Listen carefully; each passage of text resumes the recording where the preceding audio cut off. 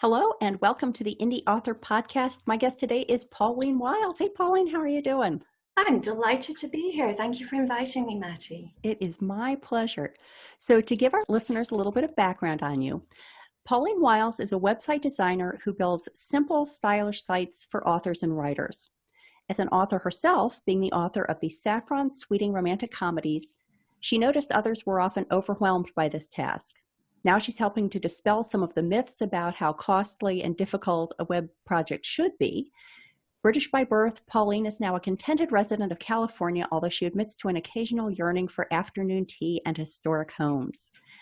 And apropos of our conversation today, she's also the author of an article in the February 2020 issue of Self-Publishing Review entitled, Why Authors Should Stop Blogging Now. And that's what we're going to be talking about today. Why to stop blogging and what to do instead. So, Pauline, before we dive into the details of why to stop blogging, can you describe what you were encountering either in your own experience or authors you knew, maybe your clients, that led you to think through this topic? Yeah, my whole philosophy really on book marketing is based on the two principles that it's a marathon, not a sprint. So as authors, we really have to find marketing activities that we can sustain for the long term. And then the other angle is that we only have so much time in a day. Many indie authors are still juggling the day job alongside writing. And so our marketing time is really very precious, and we have to guard against activities which feel like they might be useful, but in fact don't really help get the word out about our books. What particularly focused you on blogging as something that people need to take a careful look at in terms of its value? So I got into website design as I started going to writers' conferences and talking to other authors and finding that in general, technology can be baffling for many indie authors. And in looking further into the website world, it became apparent to me that many authors either didn't have a website at all, or they'd set one up several years ago when blogging was arguably more popular than it is now. And many of those blogs were starting to languish, becoming neglected, very few new pieces of writing being added. And frankly, as a visitor to a website, nothing signals to me that the author doesn't really care about readership than if they haven't bothered to visit a blog in 3 years and it's gathering dust. And then the other angle I think that writers need to guard against, most of us, in terms of marketing, we don't have a broad skill set. We're not that comfortable with getting out there and talking about our work in other ways. Writing, of course, comes pretty naturally to most of us. And therefore, it can be very tempting to think, all I have to do is sit in my safe space at my own desk, write a blog post, publish it, and I've done some book marketing. And I encourage, of course, writers to write and publish and have short articles and short pieces of fiction. But I am not convinced that a blog on the author's own website is the right place to hope to gain traction with that hard work. There's one thing I want to talk about that you mentioned before we dive into more details about what people should be doing instead of blogging, and that is that when people do have old content, certainly if a blog post is dated, then it's clear that it's maybe out of date if it's 3 years old. And certainly, depending on the content, some content is just more evergreen than other content. If someone has some blog posts out there that they did years ago and they're not dated and the topic is sort of evergreen, is there harm in leaving those up? Or do you think that if it's not identifiable as old, it's okay? Right, and this is a great point that many blog systems and website setups do allow us to disguise somewhat when something was published. The default can often be that the date shows up, but that's by no means what we're stuck with. And yeah, if the content is evergreen and it still serves its purpose, then I don't think there's any harm at all in having that there if the rest of the website still appears very fresh and the copyright year and the footer is correct and all those little details. I guess that the possible downside, even if it isn't clearly dated, is that you're preaching to the choir, right? And I think that that's part of your argument against spending time on your own blog, that the people who are visiting it are going to be the people who are already interested in you enough to be following what's on your website. And if they have seen the same material there year after year, even if it's not dated, they'll know. Yeah, and that's one of my big concerns, is that unless an author is very lucky with social media reach, or unless a big name picks up an article and shares it on our behalf, then what we find is the same small loyal tribe come to our website and read our stuff. And all that hard work that we've spent in thinking of a topic and writing something thoughtful and polishing and editing and publishing, all that really only then reaches the people that are already within our circle. So yeah, that's one of my big concerns. And I suppose there's also a difference between people who are blogging because they're looking to reach readers and people who are blogging because it's something they intrinsically enjoy doing, or it's therapeutic for them, or in some ways the actual process of writing that blog post is beneficial for them. Completely. That's one big distinction worth making. And the other one that's worth throwing in there is, I think there is a difference in blogging activity for a fiction versus a nonfiction author. So let me come first to your point about the people who really enjoy it. I do actually still blog fairly regularly on my own site. I enjoy it, and for me at the stage of the business I'm at, it's worth it to me to build a body of reference material that I can then share and point to and even refer questions back to. And the enjoyment thing is very important, because I think there are plenty of authors who gain great satisfaction from blogging. It's not particularly time consuming or onerous or tedious for them. It doesn't stress them out every Tuesday morning when they sit down at the keyboard and think, right, what shall I publish this week? And I think there is value in that if blogging is a form of a therapeutic sharing. Now, I just say in that case, be honest about the purpose that blogging serves for yourself as an author and in your writing life. I like to call it self-care sometimes, that it falls into that category of activity more than perhaps into the book marketing category. I think that another possible downside of the self-care type of blog post is that, do you really want people to be reading that years from now?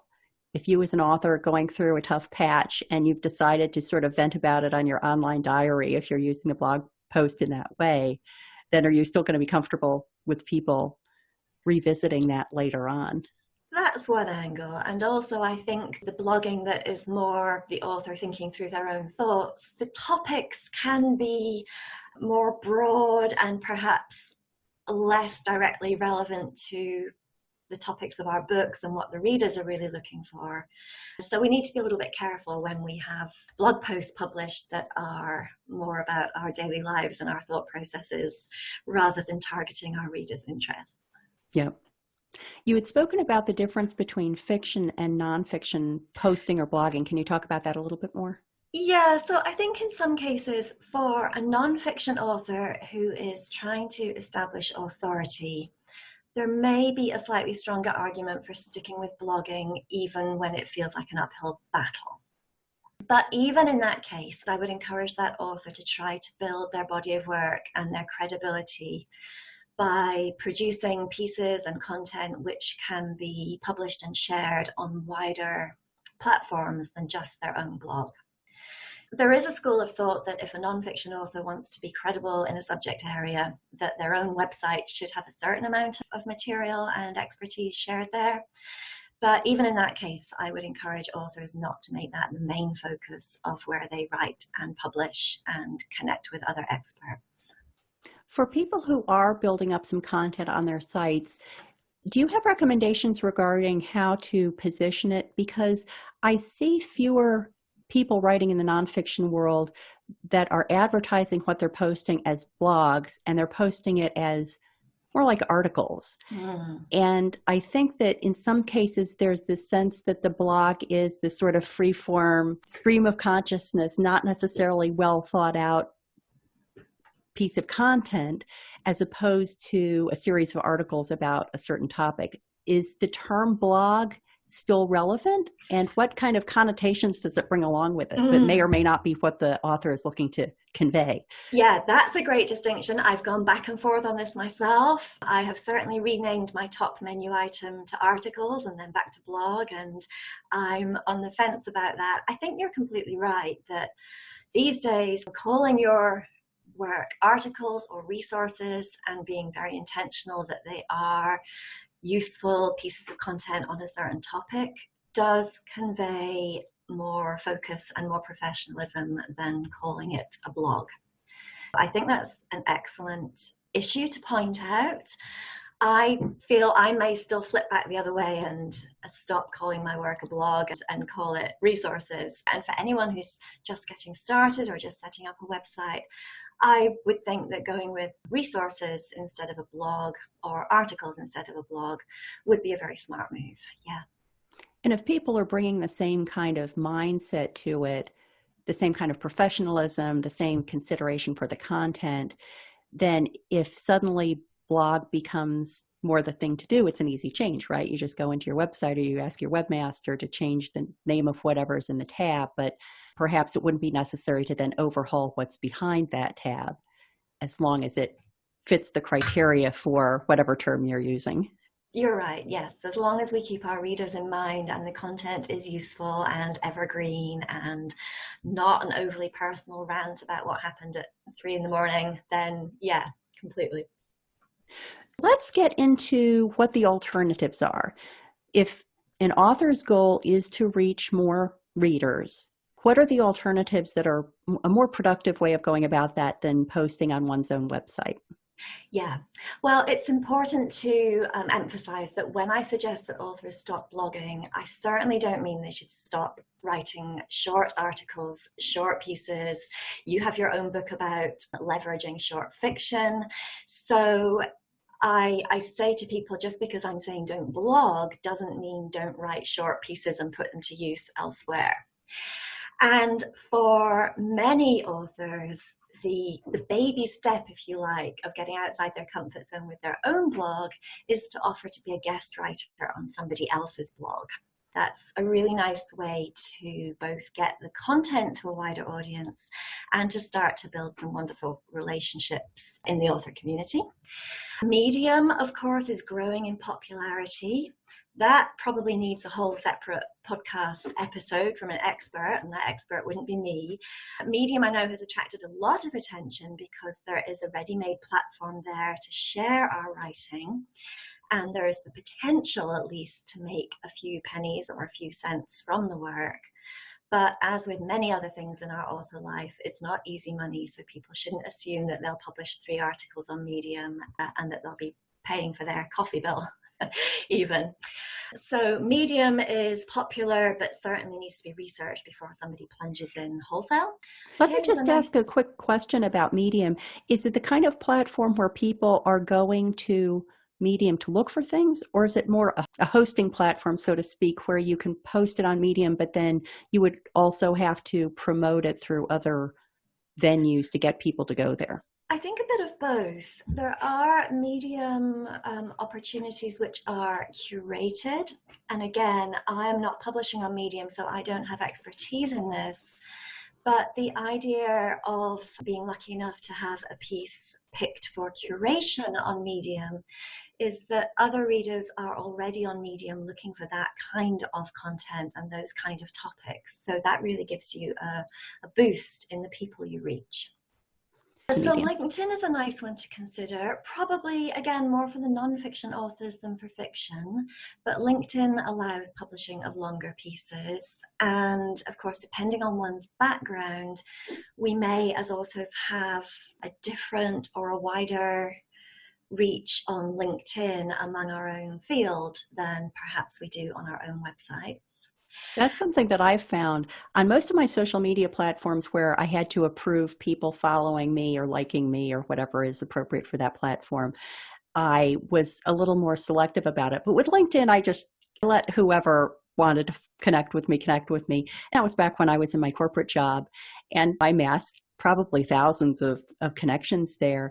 And now what I find I do, now that I'm no longer in the corporate world, but I still have all those connections that I formed when I was in the corporate world, is if I do something like a podcast or an article that I can spin so that I think it might appeal to the people who are on my connections list, I'll do that. So it might be something about storytelling, and for most of the people who would follow me on the Indy author, let's say, I would just post it as, here's some tips about storytelling. But if I'm posting it on LinkedIn, I'm posting it more as, every job requires storytelling. And so here are some tips that even if you're working in the corporate world and you need to convince people of something, or proselytize about something, champion something, here are some tips. So I use the same content in different areas, but I'm spinning the text I use to encourage people to click on it a little bit different depending on what the platform is and what I know my followers are going to be interested in. Yes, that's wonderful, because knowing the audience on each platform, they can be looking for very different things. Somebody who follows you on Goodreads is probably very different from your LinkedIn network. Exactly. Beyond those platforms that people will recognize like Medium and LinkedIn, how do you recommend people go about finding sites that are looking for guest posts that are going to be a good match for the people that the author is trying to reach out to? Yeah, the easiest way to start is simply to get on the search engine and look for sites which have published guest pieces in that arena previously. For a nonfiction author, hopefully there's a topic there that can narrow down that search. And for the fiction authors amongst us, then book bloggers are still very active and very helpful. And interviews on a book blogging website, again, helps widen the reach. And in my experience, at least, book bloggers have been very gracious with supporting my work and giving me some bandwidth on their site. And even though we love to write and we might want to get our writing published on various guest sites, you and I are using our voices right now. And if an author is comfortable at looking into the podcast arena, then you had a wonderful episode recently on building community through podcasting. I think that's a really nice place to look at.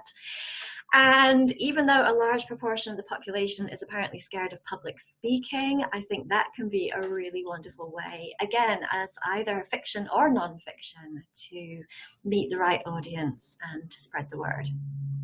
Are there differences in the searches you would do to find people who are interested in written blog posts as a guest blogger versus people who are looking for guests on their podcast? Yeah, I think in general, it's easier to find search results for guest articles and guest blogging because the topic and the word guest, guest writer, guest article, guest post can usually be found. The podcasts, I think it takes a little more time to establish not the audience of the podcast and not what its focus is, but whether the podcast host actually accepts guests. When you interviewed, I think it was Jay Thorne talking about podcasts, he mentioned that there are solo podcasts where the host just talks. There are pairs where a regular two people have a conversation every episode or every week. And then the format more like yourselves, where you're inviting a guest to come and talk. Yeah, you certainly, if you're trying to pitch yourself to a podcast, you want to be sure that guests are in the picture in the first place. Yeah, with any outreach like that, it's important for you to be familiar with the platform that you're reaching out to, because I'm sure there's nothing more annoying to podcasters who always do solo episodes to get a suggestion. I think I'd be a great guest for your podcast, when nobody's going to be a good guest for that podcast because it's not a guest kind of podcast. Yes. It comes back to the same principles really for pitching anything, whether one is asking a book blogger to review a book, or for those authors who've explored traditional publishing and we're reaching out to agents. I think it makes sense to go for the quality approach rather than the scattergun approach of asking people if they'd be interested in your work. Do you have a recommendation on whether people should be refocusing their efforts from written blogs to podcasts? Because I kind of feel as if podcasts are the new platform like that in some cases, circumstances where people would previously have searched for information on a certain topic, now they're turning to podcasts. Do you see any emerging pros or cons on either of those? I think your instincts are probably right. I don't have data. I have my own gut feel on this and my own behavior that I suspect. And again, when you had your whole episode about podcasting, there was very much a sense that listening is something that we can do while we do other activities. I remember your guest mentioned that. And I know from my own personal behavior and the behavior of my friends, I am generally spending less time reading blog posts and reading online content versus listening to podcasts. So I think authors, of course, need to know where their audience is and what their audience is doing. I did hear from one website owner who speaks to authors on a regular basis, and she felt her audience were not listening to podcasts, and therefore blogging was still very much applicable for her. But yes, definitely ask a few of your readers, ask some of your ideal audience. Are they reading a lot of blogs? Are they reading online? Are they watching YouTube videos? Or are they out walking the dog and listening to podcasts as they go? Because yeah, that's the way I'm moving. So I suspect your instinct is good on that one, but it really does come down to where are your audience hanging out and how can you best connect with them. Yep. And looking for current data, because I believe it was in the article you wrote that as of 2010 or something like that, blogs were the thing to do. And if someone was doing research on blogging versus podcasting, perhaps where their desired demographic was hanging out, make sure you're looking at something current so you're not basing your business plan on outdated data. It's worth mentioning that any advice that comes to authors on how to market ourselves and promote our books, it's worth taking just one step back and looking at who is giving that advice and are they selling a product that helps us do it in that particular way. I found plenty of information online about why blogging is still fantastic and wonderful and marvelous. And oftentimes the person behind that advice has a product or a course or a book on how to blog. And, I'll be honest at this point, I am not a fan of blogging for all authors. I'm not sure it's the best thing for people to do. And in fact, the websites that I generally create don't have blogs. So I need to be upfront and say that I come from a particular angle on the topic as well. And in every case of reading advice, just check into the situation of the person giving it. That's a great call out. If someone finds themselves in a position where they've tracked down places that accept guest blogs, they've gotten agreement to have one of those sites carry their material, are there any cautions that they should look out for to make sure they retain the rights to reuse that content if they expect to want to do that down the road? I think that's probably a case-by-case basis for each author. As I got deeper into my author career, I almost made a list of things that I wasn't going to worry about and stress about. That wasn't one of them, but in fact, I choose not to get particularly concerned about where my words go and whether I retain the rights to them. I probably could delve deeper into that myself, but a lot like authors worrying about their books being pirated, I love the advice and the expression that obscurity is a much bigger danger than piracy. However, you make a good point and you give authors wonderful advice on your site about what to do with their short fiction. And you have a book on that topic also. So yes, I'm sure that if an author has their eye on repurposing or collating that content or submitting it somewhere else for an anthology or whatever, then it is a little bit more important to just be clear on the policy of where the guest post is submitted. Yeah. So just because that's on my list of things not to stress about doesn't mean that that's universal advice. I think that where it would become a real consideration is if you write a piece of content about using short fiction, for example, and you find a home for that, then it would be great if a year later you could take that same piece of content, maybe massage it a little bit to accommodate any changes that had happened in the meantime and submit it somewhere else. Now, I would think just to be a good corporate citizen, you don't want to have the same content on a bunch of guest blog posts at the same time. But I would think that most places that host guest blogs would be okay with you at some point down the road as a reprint, in the same way that in the fiction world there are reprints and you could submit reprints to different platforms after a certain amount of time, that might be a desirable thing to do with blog content. But of course, you need to make sure that the person that you're giving that content to agrees with that, and then make a decision about whether you want to live with any limitations they might want to impose. Yes, and I think many sites do state their policy on that. Some of the smaller ones don't, but some of the larger ones do ask for exclusive rights for a number of days and so on. Yeah. So a lot of these are quite straightforward for nonfiction writers. The ability to search for whatever your area of expertise that you want to get known for is, that you want to reach more people about. For fiction authors, does blogging for other people offer the same kind of opportunities as for nonfiction authors? Yes, although it might not always be dressed up as blogging. It might take the form of being interviewed about your work and about your fiction. It might take the form of a book blogger featuring primarily your book with a few extra pieces of information about the author to round out that piece. And I think it depends. Many fiction authors struggle to identify a strong theme in their books. I was always very lucky that I knew I was writing for Anglophiles, and that almost every chapter features somebody having a cup of tea and a piece of cake. So it wasn't hard for me to know where my themes were that I was going to then use as my hooks on wider platforms. But I think fiction authors should not assume that just because they write fiction that they can't be featured as a guest somewhere else. It seems as if there are two angles you could take even on that. One is just talking about your book, finding those podcasts or blogs that like to talk about the story that was written about.